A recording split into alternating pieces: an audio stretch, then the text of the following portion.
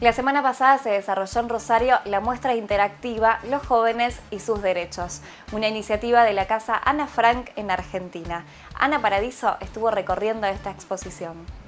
Más de 1000 jóvenes recorrieron la muestra que tuvo lugar en la Escuela Normal 2, Juan María Gutiérrez.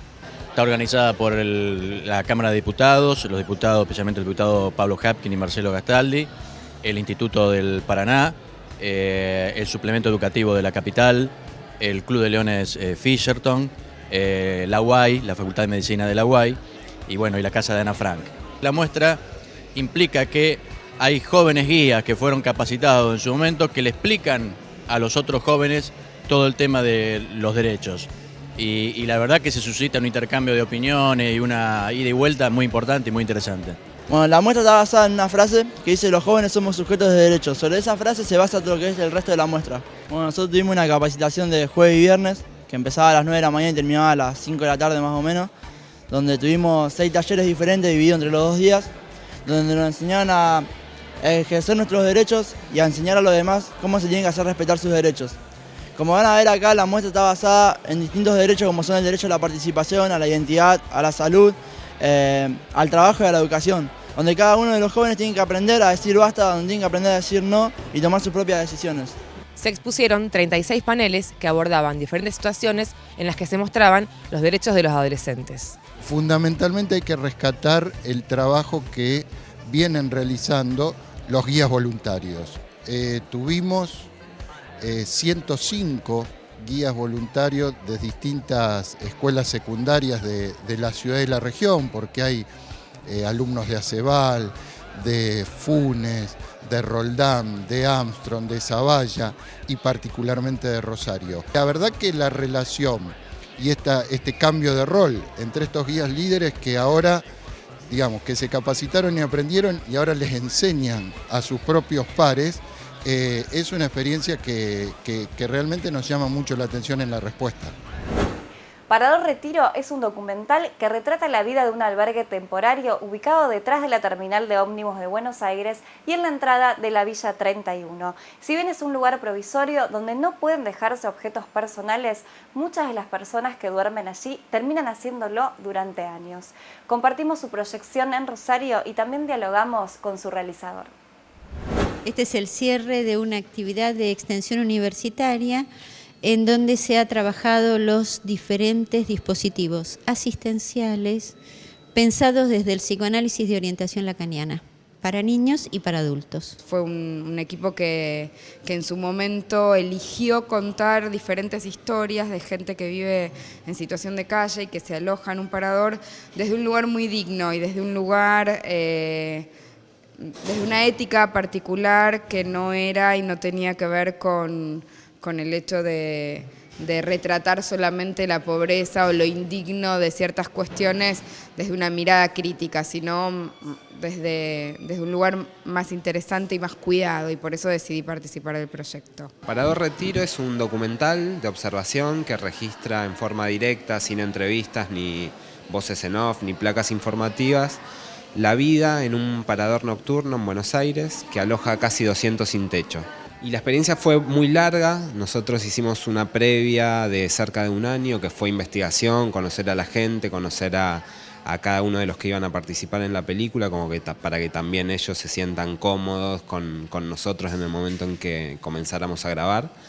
Y después el rodaje fue también a lo largo de un año en distintas etapas, en invierno y en verano, que fuimos registrando y planteando ciertas situaciones. Los que estamos acostumbrados a vivir por ahí en ciudades grandes, Rosario, Buenos Aires, estamos acostumbrados a ver mucha gente viviendo en la calle.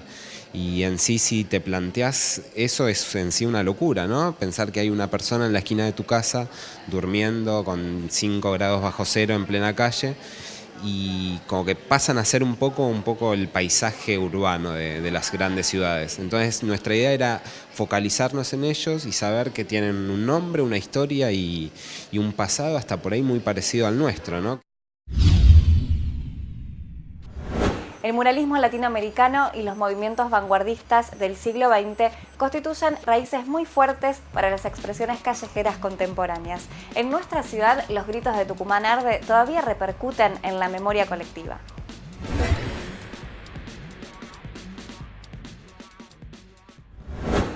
Que las paredes y los espacios públicos digan lo que los medios callan es muchas veces la consigna que mueve a los artistas callejeros a intervenir.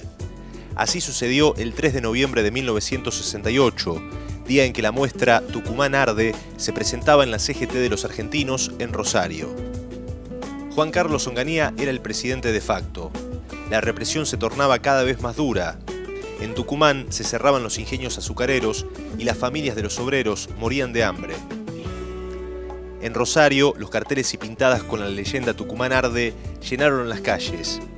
A metros del comando del ejército y de la jefatura de policía, un grupo de artistas exponía fotografías, diapositivas, cortos, grabaciones y noticias con la información encubierta. Sirviendo café sin azúcar a los presentes, denunciaban la tragedia que vivía Tucumán. Tucumán Arde fue muchas cosas y algunos dicen que es un mito rosarino ya, ¿no?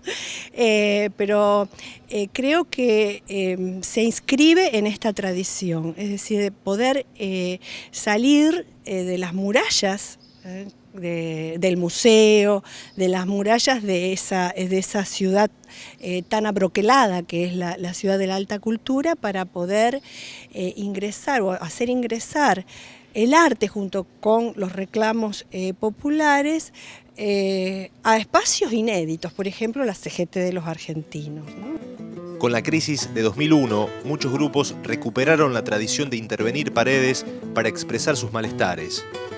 Otros se han ido formando en torno a la idea de hacer cuerpo con el pasado doloroso, reivindicar luchas o simplemente llenar de color espacios sombríos.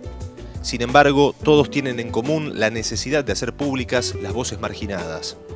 Arte por Libertad nace en el bodegón cultural Casa de Pocho a partir del asesinato de Pocho en el 2001. Nace como un grupo que comienza a hacer como explícito esta impunidad con las muertes y los asesinatos del 2001. Nuestra función, incluso como colectivo de expreso, es la de difundir la memoria y la de construir una memoria colectiva que se exprese en los lugares donde está la gente.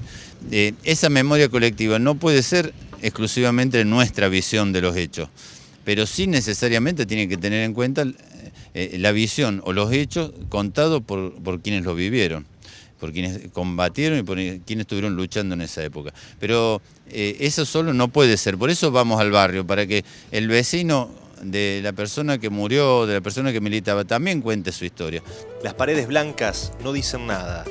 Las paredes pintadas relatan, interceptan a quienes circulan, movilizan sensaciones, interpelan, hacen mutar a la ciudad, la inundan de memoria, la obligan a pensar, la obligan a saber, la obligan a mirarse.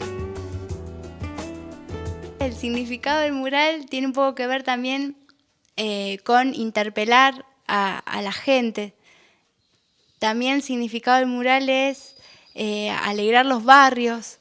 Muchas de las pintadas nuestras están hechas así como en villas o en barrios así más dejados de lado.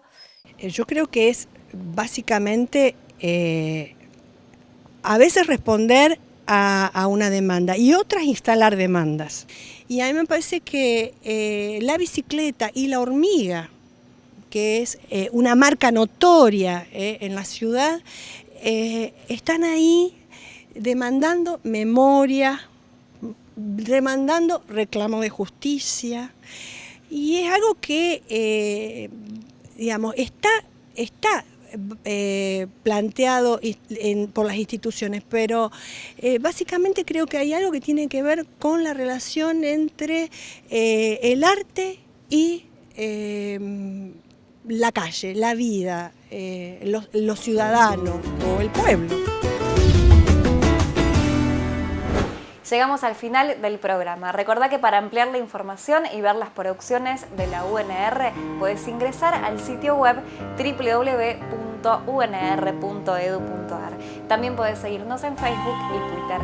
Muchas gracias por acompañarnos y nos reencontramos la semana que viene en Agenda Pública.